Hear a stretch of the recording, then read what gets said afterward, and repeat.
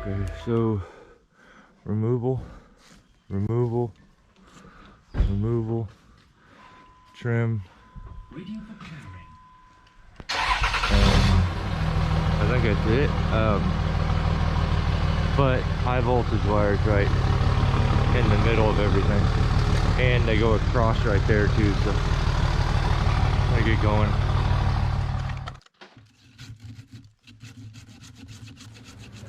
So immediately after I shut the camera off, of course, there's hey, could you do this one here too? And I was like, yeah, sure. The problem is I'm totally set up in the other tree with my main climb line and stuff, so just using some extra gear, secondary stuff, because the tree's not all that bad. I just need to make sure I don't hit them wires up above me. They're like directly above my head, and then I have some space to put it out in the road. Just make sure that I don't get anything that's on the other side of the road, as far as like mailbox and stuff like that. So, and then they gotta get it out of the road too. So.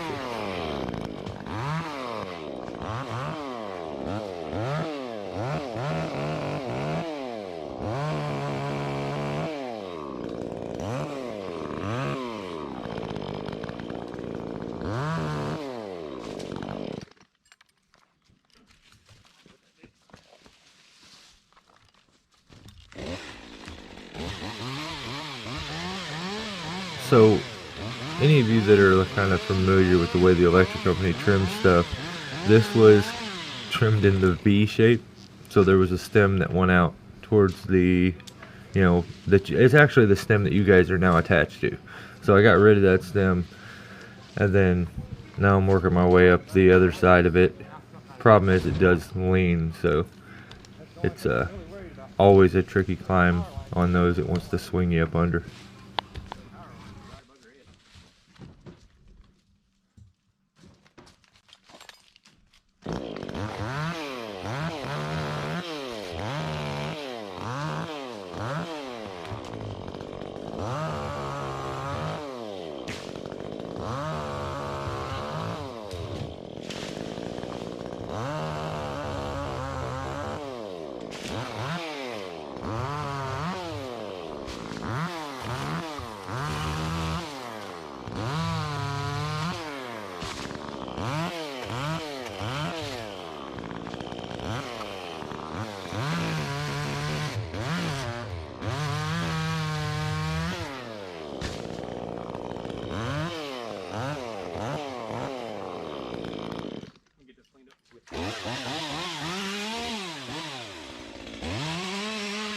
So all four of the removals that I'll do here in this video were all very dead ash trees. This one was really healthy in comparison, I think. In my opinion, it was still on its way out. It was going. The other stem that you guys are attached to was in much worse shape than this one. This one still had quite a bit of green, but it was infected pretty bad. So I think long term, no matter what, it was going. So kind of keep that in mind. These are just stupid brittle and can break with ease. So not the best at hinging, and just really weak. So remember that all four of these will be dead ash trees.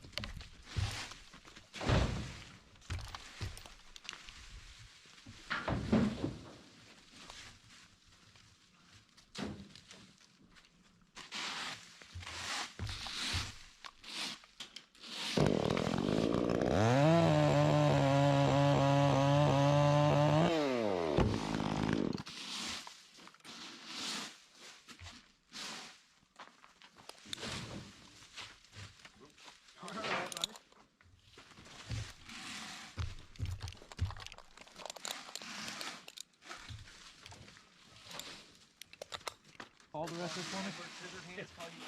What's that rope at? Is that a short rope? This is a different one. Just a little short one when I need an extra set up, because I was already set up in the other tree, so I was like... I thought you used the other end of it. I could have. Nice. But this little one's just kind of perfect for stuff like this.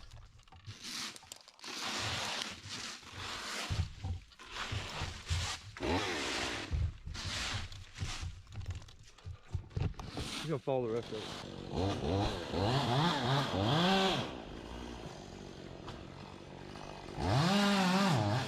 Try not to throw that on the brush to the side, because that's going to be cut down.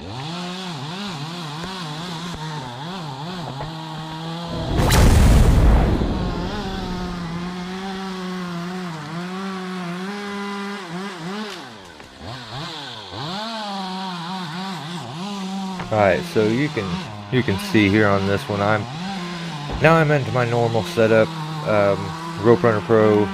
We are base anchored on, I believe it's actually a hickory nut tree or walnut tree, I can't remember. There's a bunch of little ornamentals up underneath me I gotta watch out for. I believe there's a sewer main or something, but I'm using a neighboring tree which was taller to tie into to do like 2 or 3 other trees. So, and I have to do the trim too. So I you can see, gotta watch out for the driveway, and just make sure that nothing comes down to like a spear and stab any holes in the asphalt. So I can land stuff on the driveway, I just can't, it needs to land flat. And at least have some foliage, like small limbs to impact. I can't be dropping chunks of wood on it.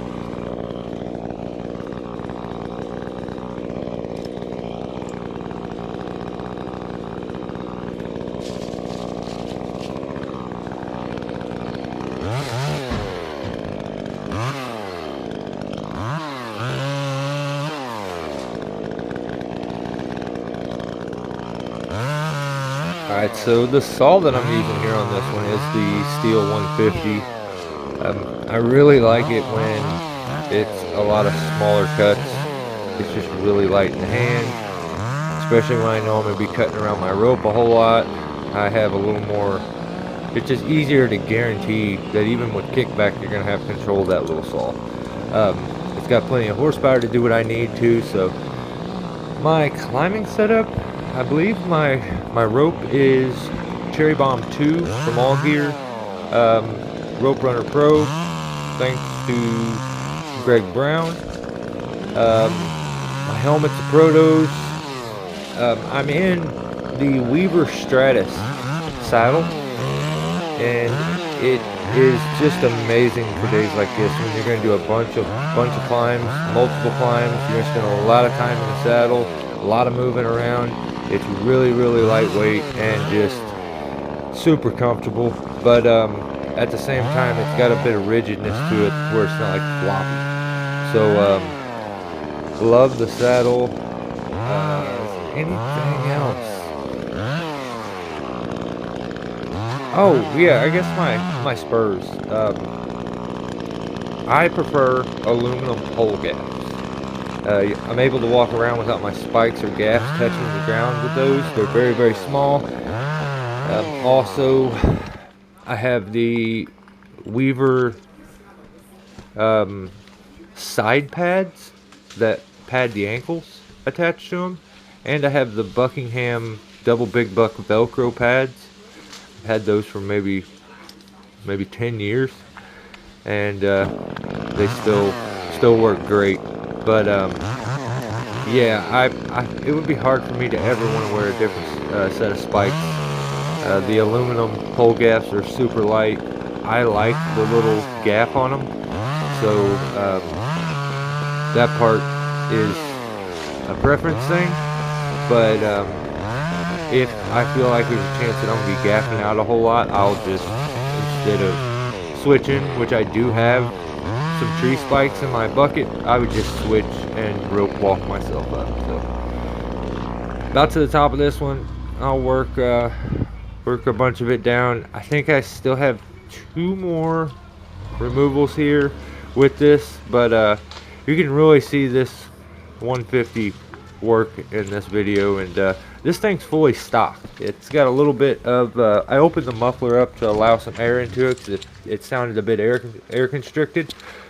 Ever since I've done that, this saw's totally stocked. There's no muffler, no nothing on it. It does the job. So and plus it's like half the weight of a 201. So I get back and let you guys finish watching this. We'll knock this top out, chunk some wood down, and move to the next. So I have to mention that Stihl 150 it was a gift from Mike Frizzell. He sent it to me, and it's probably 4 years old. It's been used and abused for about 4 years. Also, the saddle was from Gap Arbor Supply. I have to shout them out too.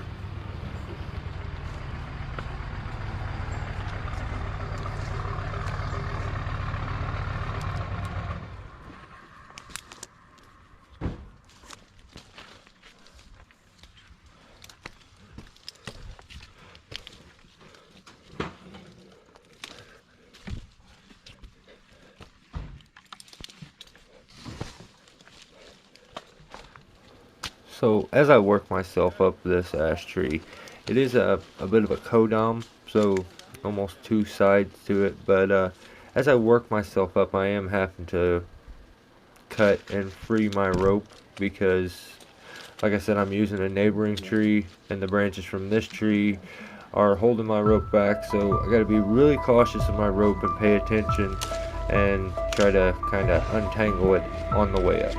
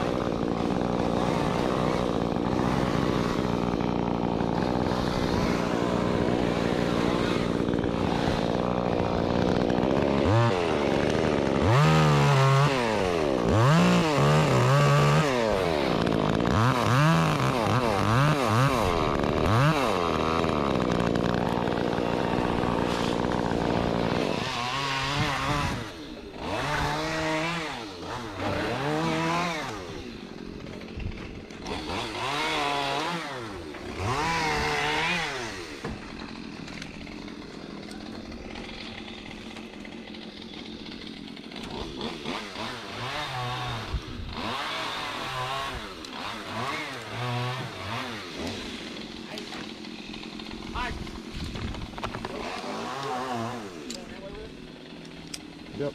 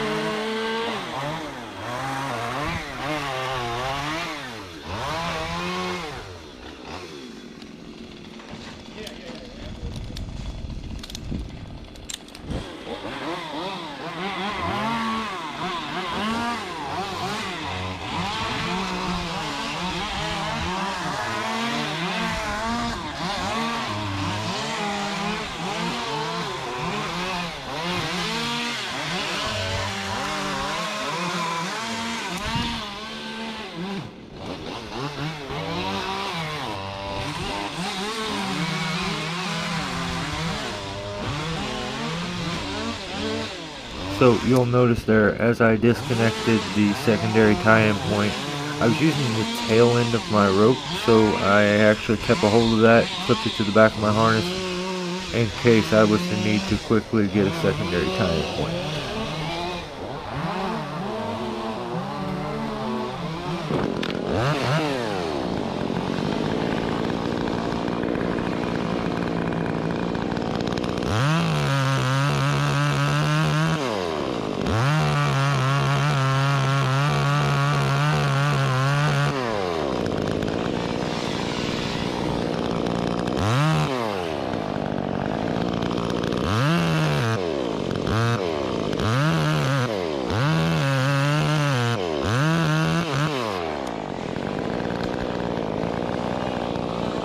Also, Tickle will notice that I climb to the underbelly of the tree because I want to be on the backside of the direction I'm going to start pushing things. It's a little easy to stay balanced on the underbelly, so I put my back to the driveway because I don't want any wood hitting the driveway, and I'm pushing towards the yard. So positioning is key because then I don't have to do any side pulling or twisting or anything. So this is just the most comfortable way to do it.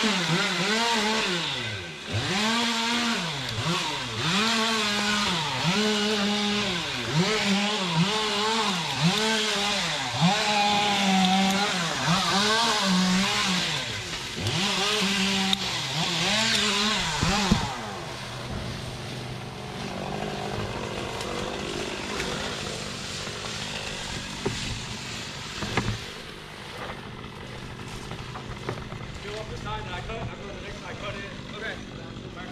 Okay.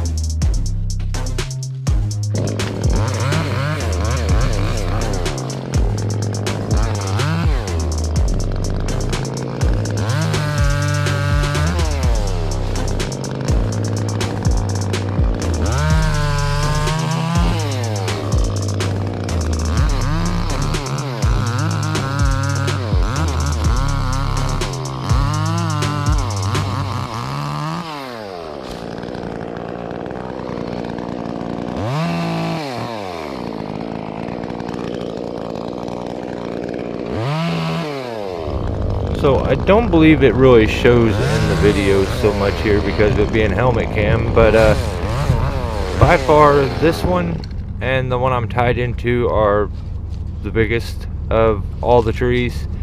Not only do I have to worry about the truck parked up underneath it, which that I don't mind. I can't really go that direction with things anyway, mainly because of the high voltage wires. I get in between the wires and the tree here in a little bit, and you probably aren't going to see the wires much in the video because I just tried to keep my back to them at all times. Like I was saying before, positioning, pushing things away, I would have the obstacle that I'm trying to stay away from to my back. So the aggravating part is when you're climbing up here, the repeated pruning that the electric company has done has caused this section to have an absurd amount of suckers and epicormic growth, and also dead.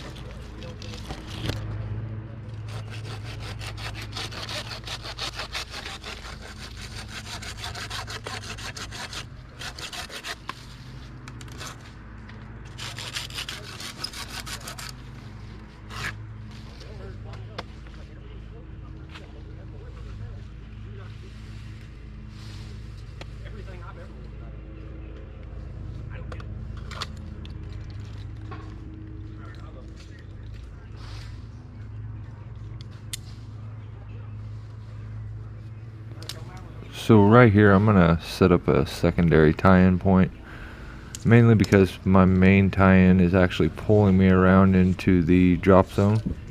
So I need to be able to work my way up a little higher, even though this top's in bad shape, to get the pieces small enough I can get them to go where I need.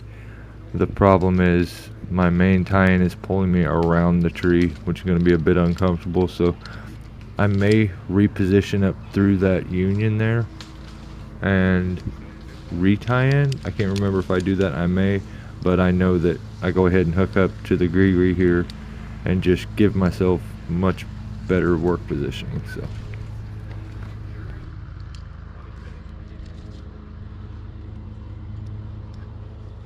Mike, can you hear me? What? Just the lower branches right here. Yeah, I know. I think I'm actually gonna get down and just use my pole saw. I mean, either way, it don't matter to me. I got pole saw, and then I got my extendable pole saw also. I just didn't put the blade on it yet. It's in my truck. But I'm about to blow these two tops out. I ain't gonna be in this one much longer. Knock down a couple chunks of wood, and then we'll probably pull this one out into the road too, underneath the line. Okay. That way it's easier to get it out of there too. Yeah, absolutely. Go ahead and do your thing. I'll be right away. Right on.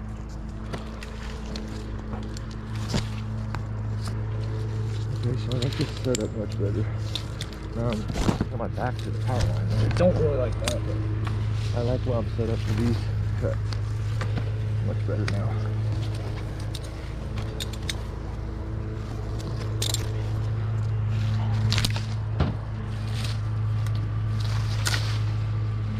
Go get this one.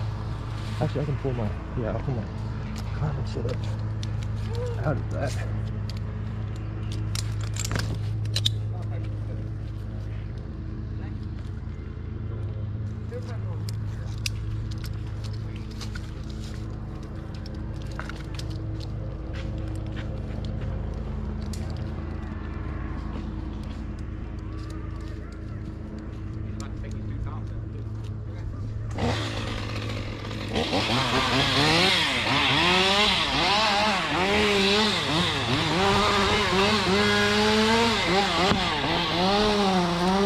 Okay, heads up.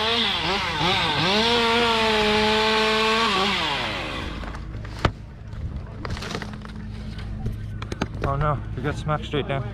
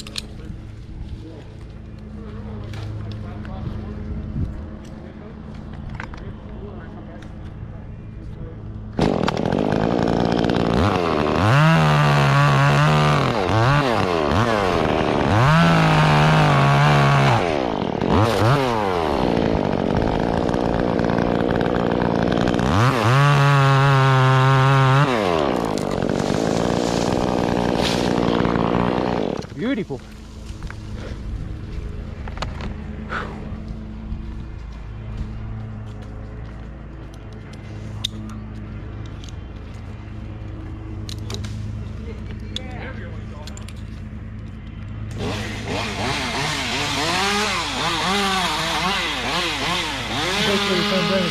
Something wood down. Gonna miss that cooler rain down there. And there's a little Japanese maple right there too, so gonna miss that too.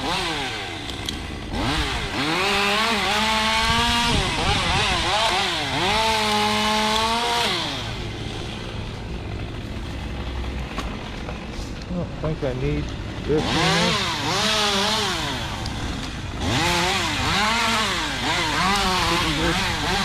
Let's see.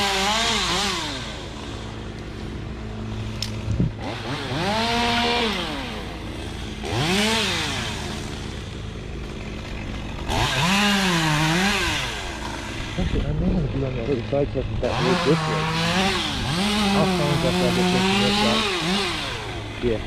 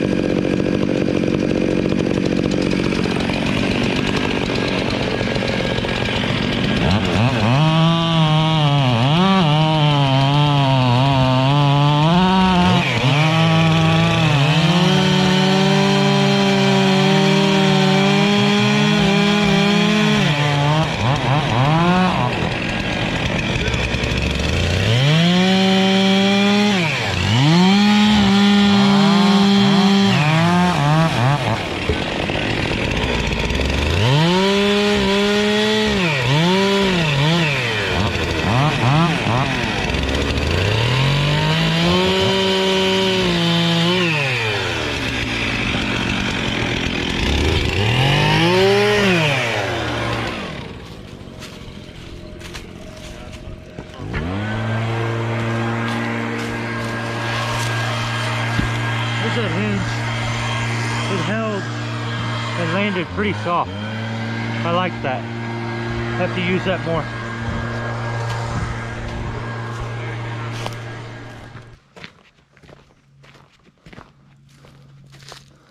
Is that one gone?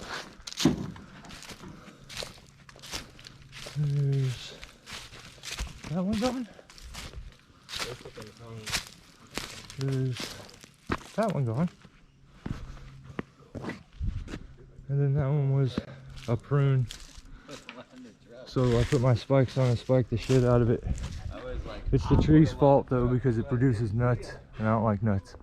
It's a walnut. Like, comment, subscribe. Like, comment, subscribe.